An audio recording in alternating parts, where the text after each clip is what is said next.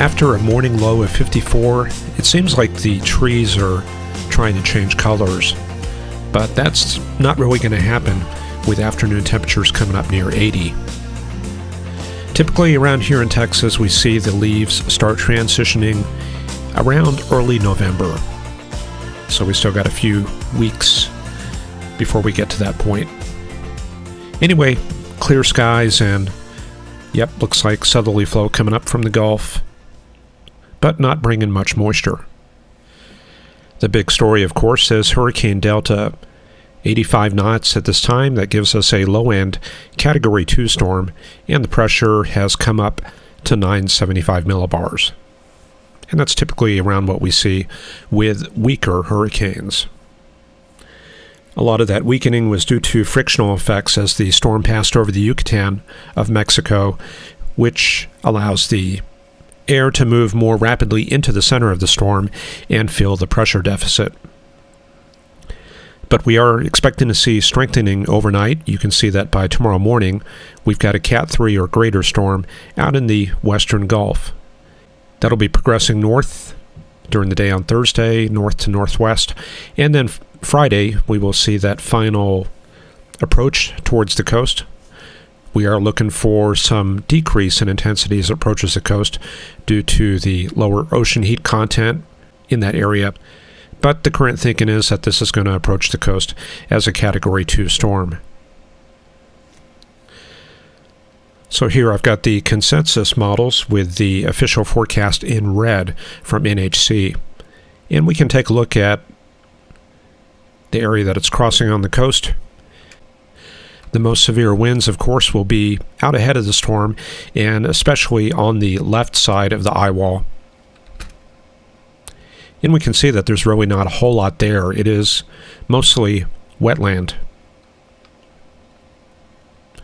But we can jump on this Highway 82 in Street View and see what's out there. Let's take a look at Street View, and of course we're kind of looking at an elephant with a magnifying glass, but let's just jump on that right there and see what's right down the barrel. And there we go. Let's drop that Street View icon down and see what the area looks like. Oh man, this is old imagery from 2008. Yeah, looks kind of like a floodplain to me. Very low terrain, and that's looking south out towards the barrier islands. Yeah, and this is going east down that highway. There are a few houses out there, and you can see what looks like maybe 5-foot stilts on that house out to the north. So this is the area that is going to get it. But thankfully we can see that there's really not a whole lot there. The nearest Domino's Pizza, yeah, that's going to be way out here in Perry, Louisiana. So thankfully the eye wall will not be heading through a heavily populated area, mostly wetlands. But the storm surges are definitely up there, 7 to 11 feet. And if we look at the terrain in that area, well, there's a look at the officially surveyed elevations in the region we looked at, and we can see that they're running about 7 feet, 11 feet, 5 feet. So a lot of this area is going to be underwater. And there's a visualization of the hurricane. This is the 12Z GFS, the United States Global Model. And that 12Z run has the hurricane crossing maybe just a tiny bit east of the official forecast. That's putting it right in that area there. So that's only a difference of about 12 miles from the official forecast. But yeah, we can see that the impacts on Lafayette should be kind of heavy. They're not going to get the storm surge, but there will likely be widespread power outages and damage. These fast-moving hurricanes are always a problem. Case in point, Hurricane Charlie, 2004 in Florida. And that does have the potential to bring high winds far inland. The main thing helping this out is that window of weakening that we may see as the hurricane approaches the coast. And there you can see that the ocean heat content is not very good at all in the northern Gulf.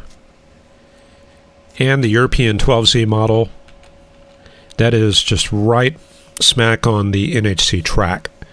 So I think now we're starting to get very good clustering of these tracks with the global models, the consensus models. This, of course, is not good news for Lake Charles, still recovering from Hurricane Laura over a month ago. But thankfully, they will be on the west side of the storm, and they have a chance at escaping the western eye wall. But it is going to be close. They're about 35 miles from that center line. There's the map for the southeastern U.S. this afternoon. High pressure dominating the entire region, and that's given us a slight southerly component in the Ohio River Valley, and that's also advecting some warmer air into Virginia, Maryland, and Delaware. Up to the north, stationary front, we'll cover that in the next segment. But down to the south, the winds are responding to the approach of Hurricane Delta, and you can see those northeast winds along the Gulf Coast. And let's check out the satellite. Starting to see the outer cirrus bands approaching the coast, and it looks like the outer spiral bands themselves, that's one right there, and that's going to start bringing up the storms probably tomorrow towards the Gulf Coast. In the northeast, wow, big surprise, another cold air outbreak. Okay, well, this is the same system that we saw yesterday coming through the western Great Lakes, and well, we can see the common shape. It's pretty obvious where the fronts are. They're going to be running something like that right there. Behind it, lots of cold air advection coming through the Lake Ontario, Lake Erie region. Lots of cumulonimbus. These are shallow cumulonimbus clouds, by the way. The main baroclinic zone is going to be right here, closest to this dense overcast. The occlusion is going to be further out towards the west. So that's where we're going to tend to find the upper level low. And the surface occlusion somewhere in that area. Maybe the upper level low might be a little further back if the system is tilted. And let's head to that surface chart. The surface chart shows that the system is tilted.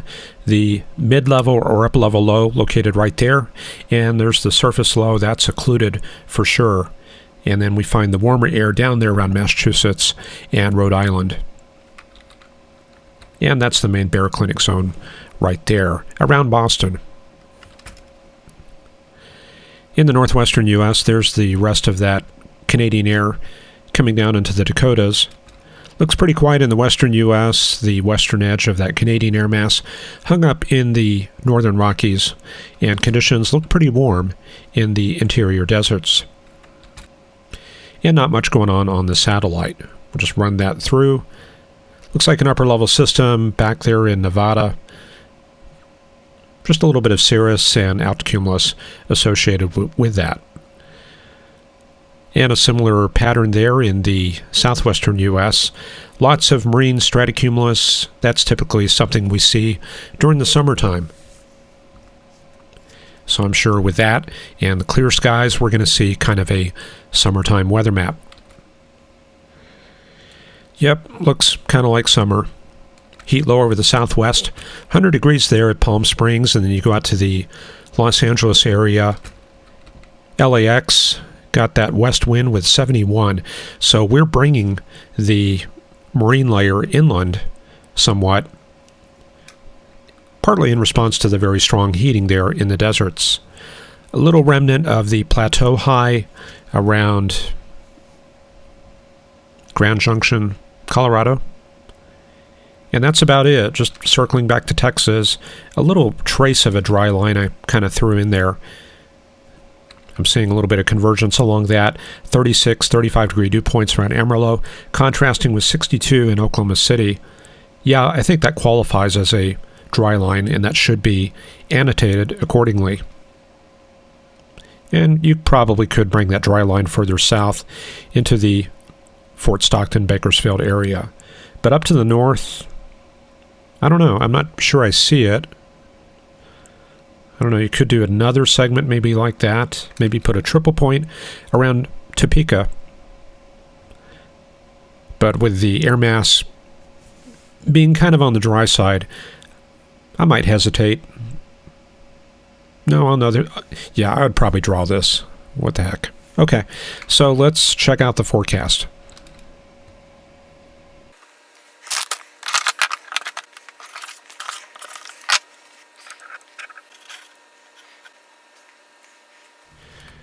Okay, we'll start out with tonight's chart. This is the surface pressure and thickness. The pressure is the black lines, the isobars. The thickness is the dashed blue and red lines. So these are usually corresponding to rain. The blue is usually corresponding to wintry type weather, snow, that kind of thing. And that's just a rough guide at sea level. And that's bounded by this 540 decameter line. Now, we like thickness because it gives us a way of averaging the temperatures in the lowest 3 kilometers of the atmosphere. So we can use that to find air masses. So let's do that. You can see that there's really no air mass contrast in the southwestern U.S., and there's none in the southeast either. Where we do find a front is down here in the eastern U.S. This is the tail end of this Atlantic system moving off the edge of the chart. So very likely there's going to be some sort of cold front right in this area here. And then I would expect to find some sort of quasi-stationary front through the Rockies, roughly along that line right there. And then likely some sort of frontal system trying to develop up there in British Columbia. But we're not going to worry about that just yet. So that's the map for tonight, and there you can see Hurricane, well, yeah, there it is, Hurricane Delta. So what do things look like for tomorrow night?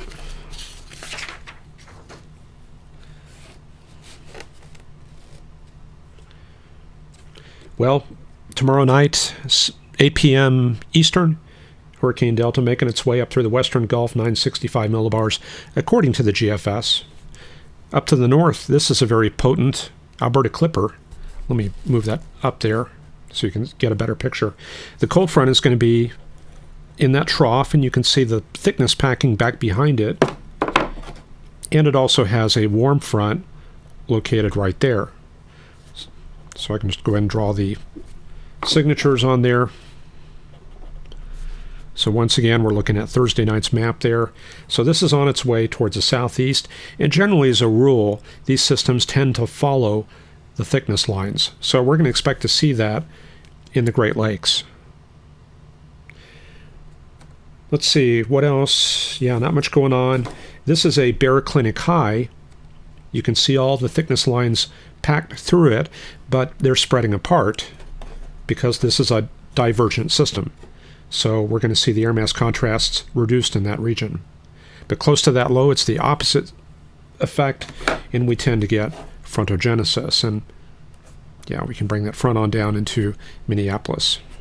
So before this front arrives, there should be a lot of warm air coming down from the Rockies, and we would expect to see a large area of downslope flow.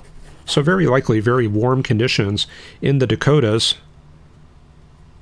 tomorrow going into Friday, depending on how fast the system moves. There's Friday's map. You can see the Alberta Clipper is making its way into Nebraska. So it'll rush through during the daytime through South Dakota very quickly. And let's see, the warm front located well up to the north. It's lifting up into Ontario.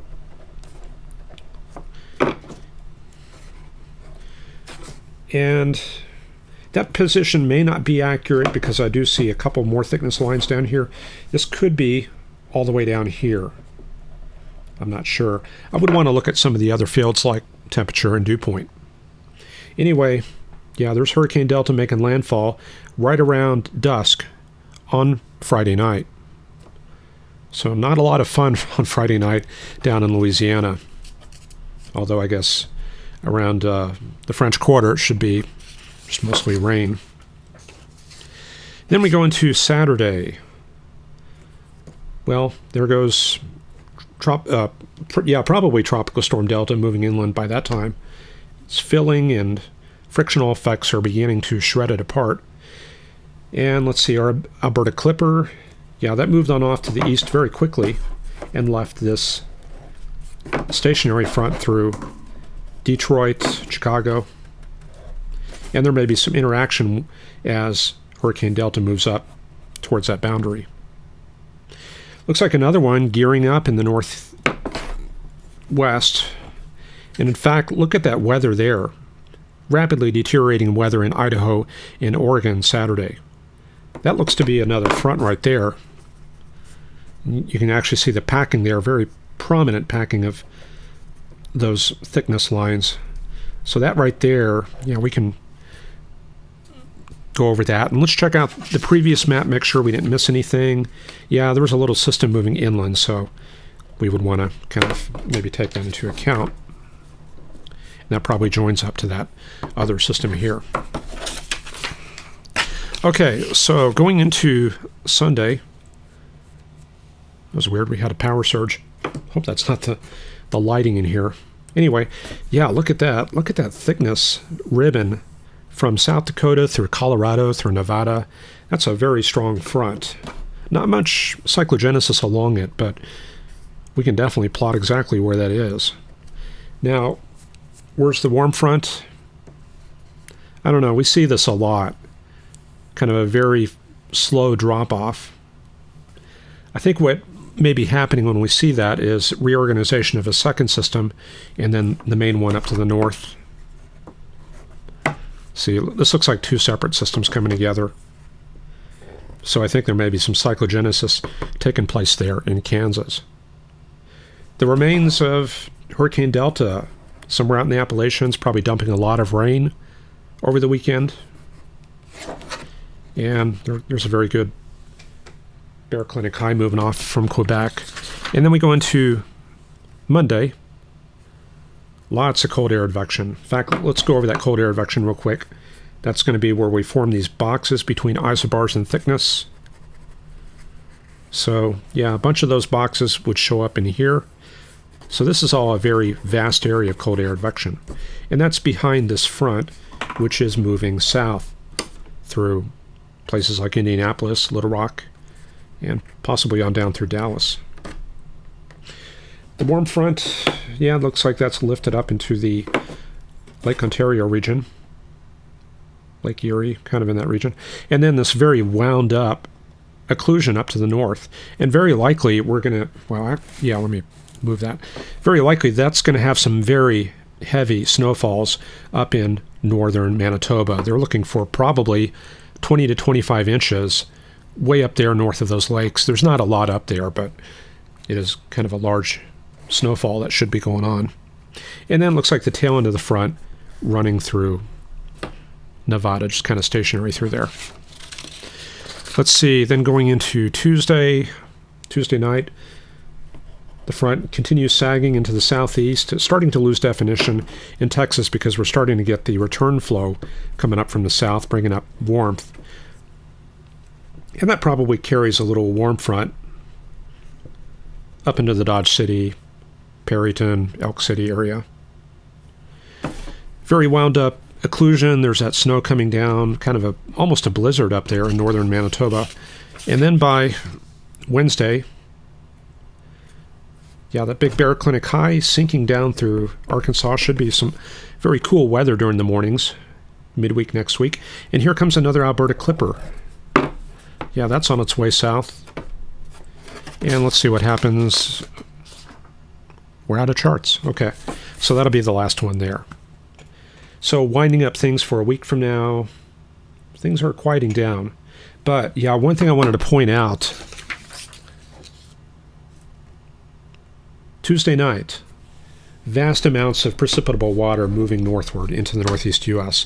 So we're going to be looking for maybe some squall lines, showers, and very heavy rains in parts of New England. And also looks like some very stormy conditions on the British Columbia coast. Probably some very heavy snows in the coastal mountains. So that could be certainly some big news for British Columbia. And that's all I have for this edition of Forecast Lab. I hope you enjoyed the content.